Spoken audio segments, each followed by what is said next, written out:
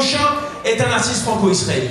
Il a fait toute la tournée du Tel Aviv Comedy Club. Il vit ici en Israël. Il est très très très fort. Je veux un maximum de bruit pour Eric Lippmann. Bonsoir. Bonsoir à tous. Vous avez encore un petit peu d'énergie pour des Israéliens? Ça va. Avant de commencer, je veux faire, comme à mon habitude, un petit hommage quand même à Israël. Un petit hommage qui me tient à cœur parce que quand on y pense, mesdames et messieurs, quand même, après tout ce que les Juifs ont traversé, on va reprendre rapidement le truc. Destruction de temple, exil, conversion forcée, pogrom, Shoah, après toutes ces horreurs, ils récupèrent ce petit bout de terre qui est Israël si cher à leur cœur, d'accord? Un petit bout de terre grand comme 2 départements français, un petit bout de désert. Et il leur faudra seulement 70 ans, mesdames et messieurs. 70 ans pour nous en faire un des pays les plus chers du monde, les bâtards. Et je vous dis ça, je suis à Tel Aviv, c'est dur, c'est très très dur. C'est très dur d'être à Tel Aviv, c'est très cher.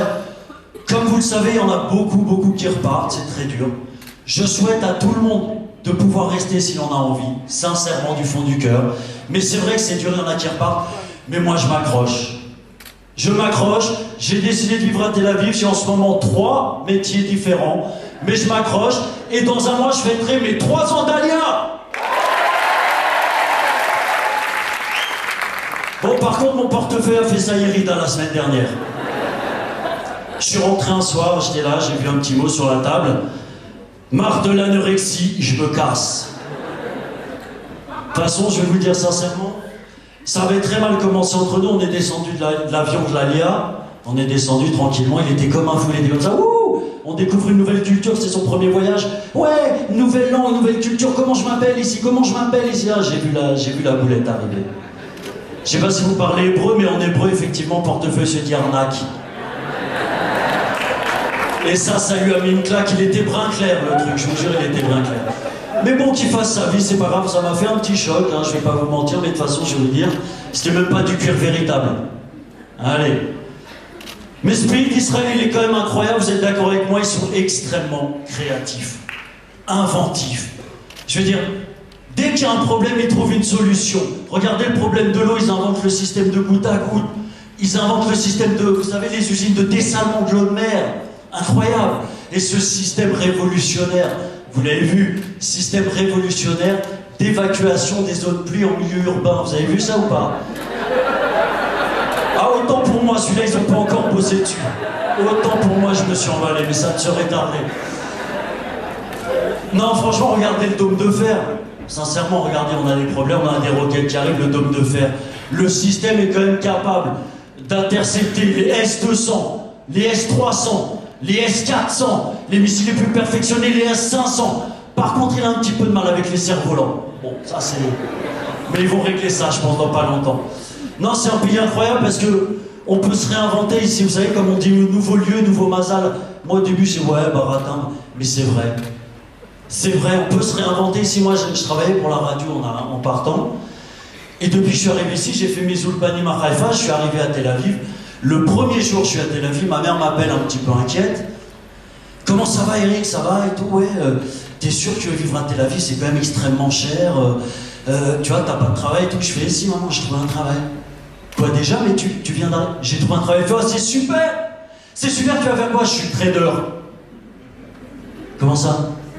Je suis trader. Mais elle me dit, mais enfin, tu t'y connais pas, moi. Ah, mais t'inquiète pas, maman, j'ai été formé ce matin. Elle me dit, ok, pas de problème, écoute, ça te plaît, t'es bien, moi je suis content, t'as du travail, t'arrives à payer ton loyer, c'est super. 2 mois après, elle me rappelle. Comment tu vas, mon fils? Ça va, tu t'y fais, ta nouvelle vie, l'hébreu, ça progresse. Et au niveau du boulot, comment ça va le trading? Je dis, ah non, plus rien à voir, j'ai changé. Elle dit, comment ça, mais tu viens de commencer? C'est terminé, j'ai changé, maman. Je suis diamantaire. Elle dit, je te demande pardon? Diamantaire, mais quoi? C'est... Je suis diamantaire, maman, j'ai tout lâché. Ici, on peut se réinventer, c'est un truc de fou. 2 mois après, elle me rappelle. Ça va, mon fils? Ouais, elle n'ose même pas me demander. Ça va, ouais, tu fais quoi, là? Pilote d'avion, médecin urgentiste, t'en es où? J'ai fait non, pas du tout. Je suis conseiller en placement financier spécialisé en crypto-monnaie. Elle me dit, mais Eric, t'as rechangé, mais d'ailleurs, c'est quoi une crypto-monnaie? Je dis, bah, c'est comme une monnaie, sauf que tu vas au distributeur, tu mets la carte, il n'y a rien qui sort. Et je lui dis, elle me dit, mais tu t'y connais à ça? Je dis, ouais, j'ai été formé, pareil, une matinée, boum. On a le cerveau qui va vite ici, maman, tu sais, en Israël. Et elle me dit, mais écoute, moi je veux bien, écoute, bon, ok, si t'as envie d'essayer plein de trucs, donc t'as ton loyer et tout, mais elle me dit, franchement, Eric, t'as pas envie de te poser un peu, t'en as pas marre de changer de boîte et tout, j'ai rassure-toi, maman, c'est toujours la même boîte.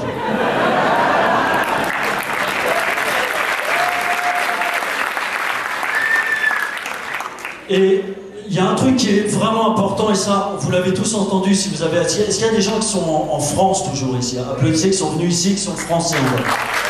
Soyez les bienvenus, on vous attend. Ce qu'il y a de bien ici, c'est très important de le savoir, le mot d'ordre pour tenir ici avec les Israélos, c'est la patience. Et je suis sûr que ce mot-là, vous le connaissez tout le monde. 1, 2, 3, comment on dit patience en hébreu? Et ça, c'est hyper important, parce que les Français, maintenant, avec le recul que j'ai, ils sont très impatients quand même. Ils s'énervent tout le temps. Regardez un exemple, grève SNCF, suite à un mouvement social, le train Paris-Strasbourg est retardé, il aura 2 heures de retard. Ouais, 2 heures de retard! Moi j'ai les enfants, j'ai le travail, j'ai un rendez-vous professionnel, là, ils deviennent fous!